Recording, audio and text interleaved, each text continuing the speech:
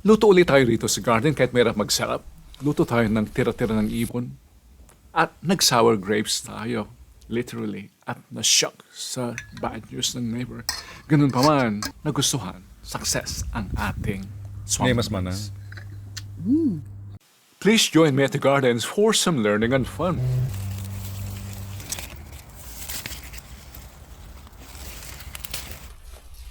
Nakakaiyak. Yan ang ating na-harvest. But, tingnan natin kung ano magagawa natin dito. We have to share some of our harvest to nature. Kaya bigay natin sa mga ibon.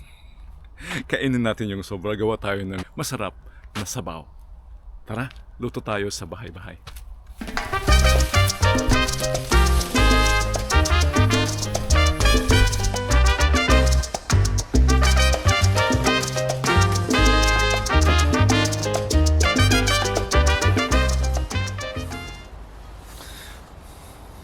Hello?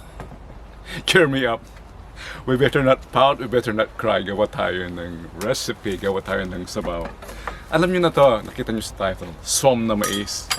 Tingnan niyo naman ang ating na-harvest. Sige nga, siguro kung ngayon to, hindi niyo nagagamitin dahil pinaghirapan natin to. Gagamitin natin. Tira-tira siya ng ibon, sabihin man natin. Pero, ano magagawa natin? So, ito. Let's see what we can recover from this. Tingnan natin. Ayan. Hindi masama. Huwag na lang nagamitin yung kinagatan nila. Okay? Ano pa kaya ang meron dito? Yan, binalatan ko na kanina. I don't think we'll use this. Ito kaya. Ito. Tuaw rito, wala man siyang masyadong mais. Pero, mayroon siyang pulp. Itong hindi pa nabuong mais, kukuskusin pa rin natin siya. Dahil it will, siya ang magpapalapat at magbigay lasa doon sa sabaw. Traditionally, ang ginagamit dito na mais ay yung puti. Wala tayo noon. Ito ang ginagamit ko for years now. Kaya, huwag natin maghanap ng iba. Medyo iba ang lasa. Mas malapot yung puti. But this will equally work.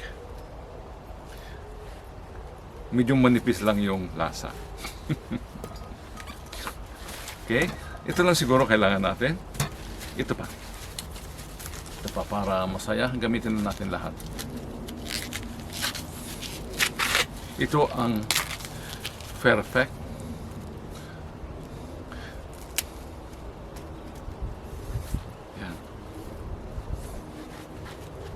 Ito pala, mas madaling gamitan ng tuwalya. Madaling tanggalin yung buhok-buhok niya. Yan. Ibaba natin to. Thank you pala sa mga nanood doon sa ating pinakbat. Iwan ko ba, lahat na lang ng pinakbat ko, yun ang nagiging trending lang. I hope magustuhan nyo rin to. Dahil pinagbigyan ko na ang request ng madla. Tagalog, yes. Gusto ko rin yan. At hindi lang yon, naglinis na ako.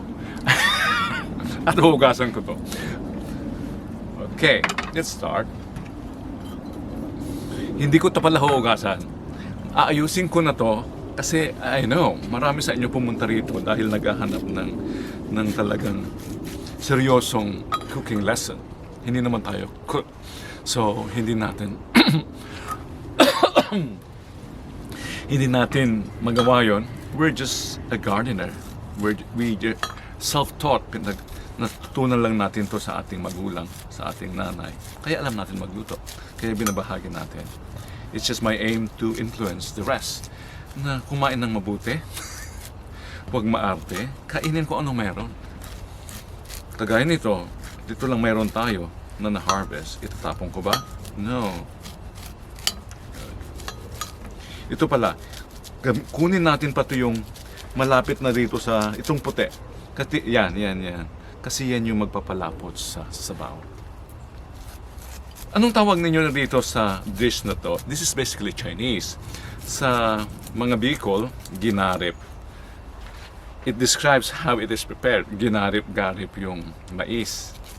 Sa amin sa Ilocos region, sinipsip, because that also describes paano ginawa. Sinipsip yung sipsipin, hindi yun, ibang sipsip yun. Sipsipin means ganyang movement. Sa inyo, anong tawag dito? But as I've said earlier, this is Chinese. Medyo, sige, patawarin na yan. Patawarin ang mga ibon. I hope, sabog-sabog tayong magtrabaho. Kung na-offend kayo sa medyo chaotic na magtrabaho, this is not for you.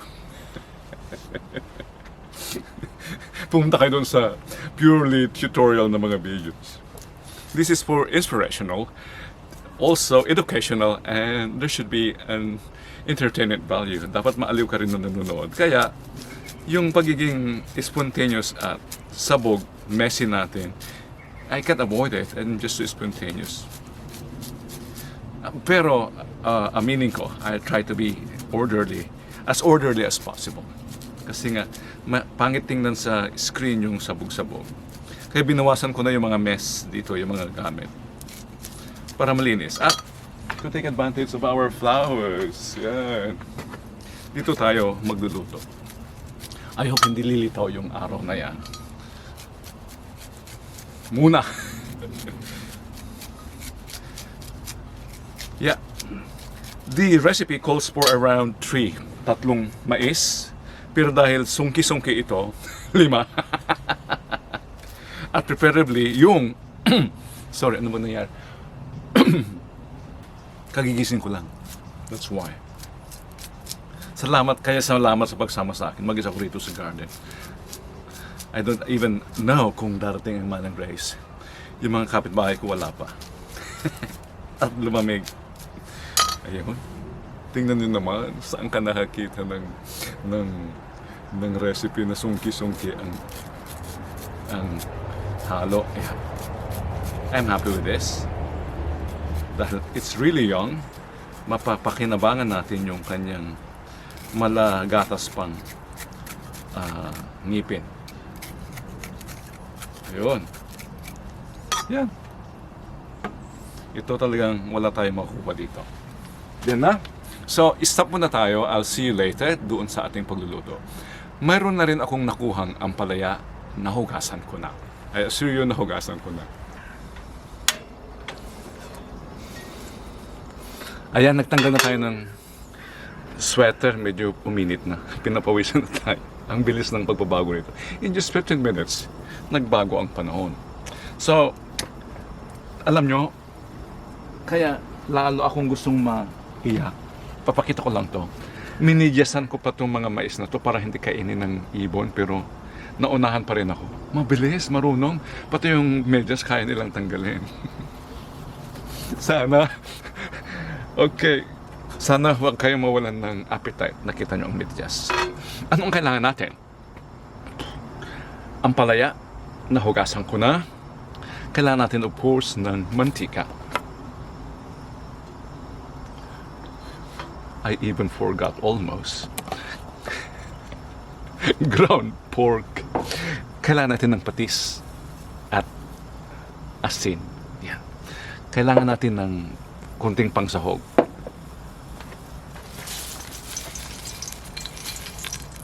Kapingan tayo.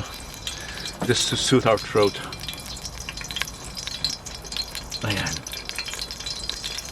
Wala pa rin tayong sandok dito, kaya my apologies. I'll use this. Tingnan nyo naman pati itong aking sangkalan. Itong palang kalderong to, ito siguro yung kasirolan to, is the most popular kasirolan na dito siguro, YouTube siguro. Ang dami nagsabi, oy, palitan mo na yan, tanda, ang itim-itim na niya. Binili ko to, ganito na siya. Gusto ko talagang ganito ang gamit kasi may character. Bahay-bahay nga eh. Doon na kayo gumamit ng mas limpyo sa bahay. Ayan. At itong yan, garlic. Imagine, even to. Tingnan nyo naman to. Ito, binigay lang sa akin to. Ang dami na niya mga gas-gas-gas. Kasi ang mga tao rito sa Holland, by the way, nasa Holland tayo, itipid mga yan. Hindi na tinapon o ilang, nung lumipat yung may bahay, binigay sa akin. Ilocano rin to kaya hindi nagtatapon. Ito, this is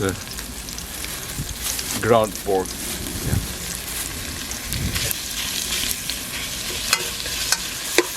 Som na mais. This is basically Chinese. Pero sa Pampanga, kilalang kilala ito. Som na mais. Sa Tagalog din siguro. I don't know, among the Bisaya. Maraming mga taga Cebu na na-shock dito nung linuto ko to one time. Lami, Diyos, sabi nila, pero dili ko kabalo yung ulam na ito, they said. Ito na. To make it even tastier, something I've learned, maglagyan na tayo ng konting patis sa this time. Ay, ang dami. Emergency to. Saan ko ilalagay? Wala akong lalagyan. I'll get.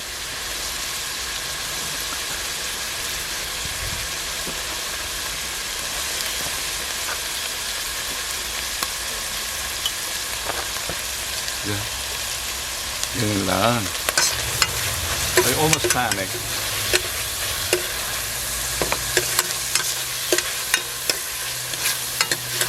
Yan. Ayaw makita sa kamerang mabuti. Ibaba na natin yan for more orderliness. And then we add this. Hindi talaga maiwasan hindi maisama yung mga buhok-buhok niya. Sign na siya ay fresh. Ganon din daw sa itlog kung mayroon pa siyang mga balahibo-balahibo na sumama. Meaning, it's fresh.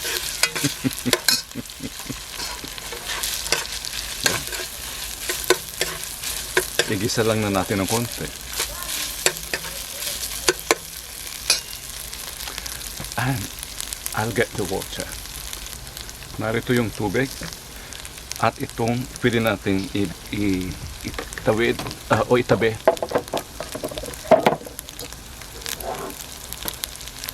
And even this, nothing, or it's not, hindi ginagawa dati pero natutunan ko to sa mga Bombay. Maglagay na tayo ng paminta ngayon. Para matikman mo siya doon sa mantika, hindi lang sa sabaw.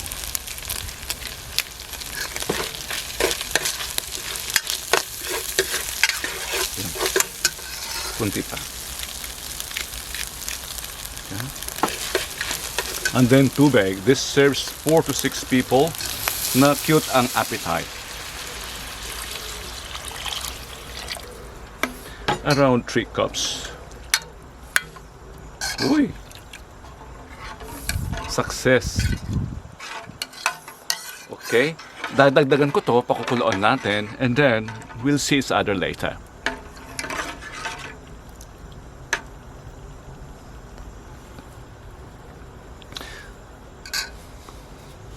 Lagyan ko to ng ayaw ko na puro patis ang panghalat. Gusto ko panglasa lang siya, but kasi baka maglasang isda.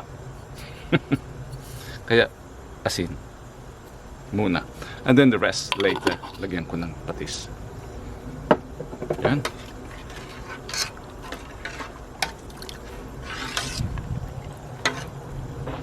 Sa tingin ko parang alanin ako magdagdag ng tubig. This will be good. Baka magaya na naman doon sa ating dinengdeng last time. Nasobrahan natin ng tubig. Takpan ko lang to and we'll see you again. Ayan. Until next time. Oh, no. Until later. Habang kumukulo ang ating sabaw at naluluto, ipasyal ko muna kayo sa mga magaganda at masasarap na mga bagay dito sa garden. Ayan, meron pang insekto and grapes. Honestly, maasim. Alam, balik na tayo. Salamat anyo pa rin kayo. Thank you. Nainggit kayo. Hindi siya nainggit pero sana na-inspire kayo sa pinakita ko mga magaganda at I'm sure luto na to. Tikman muna natin bago natin lagyan ng patis. Sana kuha ng camera kahit na ganito ang ilaw. Yan. Ang ilaw or liwanag. Ilaw.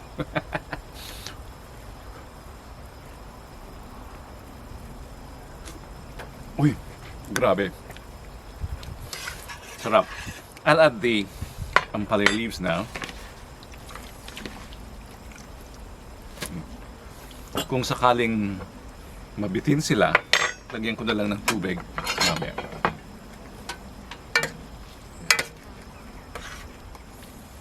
Very simple na ulam. Or na sabaw. Yan. Dahan-dahan daw ang paghalo, sabi ng mga comments. By the way, thank you talaga sa panonood doon sa pinakbat natin. That was my breakthrough video siguro. Naka 18,000 na siya views. Mostly from the Philippines and the US. That means, I think that signals na mas magandang talaga mainam. I also believe that na mas magandang i-present ang pagkain nating Pinoy in Tagalog. Kasi makakakonect ka sa lasa. Hindi mo mai-translate sa ibang lingwahe. Ni national language pa natin siya. Ang emosyon na naka-attach o naka-associate sa mga ulam at pagkain na yun. Nilagay ko na yung rest ng patis. I'm sure okay na to. Tikim uli.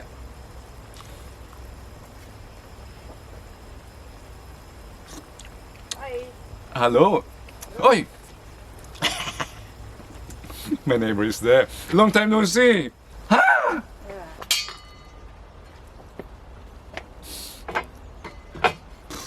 I just heard bad news from the neighbor. What an ending. Ganun pa man, madrama itong shoot natin na to. Ganun pa man, ito yung ating swam na mais. Yan. Pan-thumbnail yan. Pang-thumbnail. Tanggalin natin to kasi wala nang araw. Yan.